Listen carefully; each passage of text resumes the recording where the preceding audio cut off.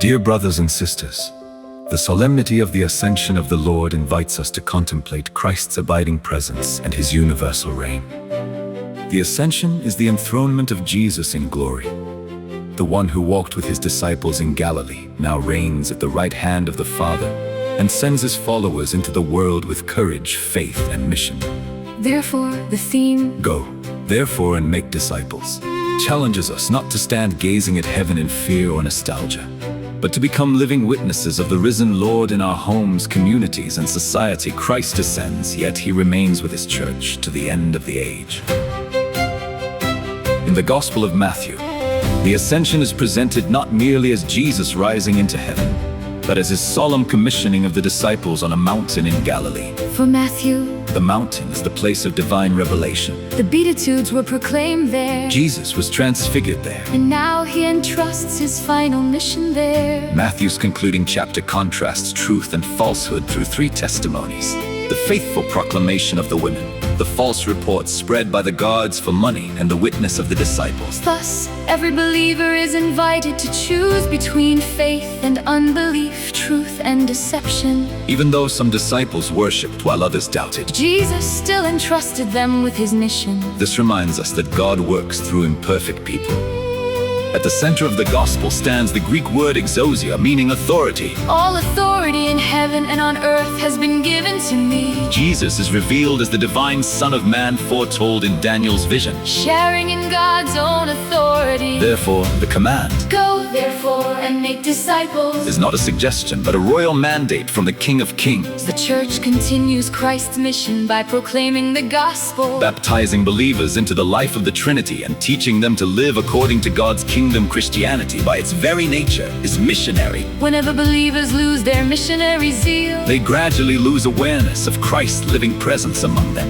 the first reading from the Acts of the Apostles deepens this call to mission. After 40 days of preparing his disciples, Jesus ascends into heaven. biblically, the number 40 symbolizes preparation and transformation. 40 days of the flood 40 years in the desert, and 40 days of Moses. and Elijah on the mountain. The frightened disciples are transformed into courageous witnesses. As Jesus is lifted up and hidden by the cloud, The biblical sign of divine glory. the disciples continue gazing upward. But the angels ask them, Men of Galilee, why do you stand looking into heaven? Christianity is not escapism.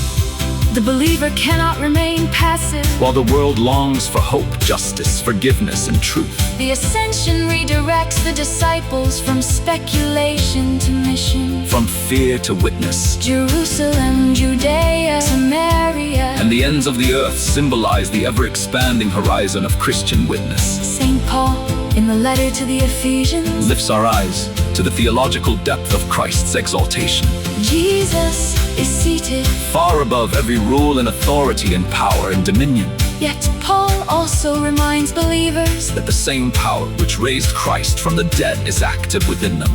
the ascension reveals humanity's destiny. Where Christ the head has gone, the body hopes to follow. Christ reigns not as a distant ruler, But as the life-giving head of the church who sustains his people with hope and strength. There is a beautiful story of a mother teaching her little son to fly a kite.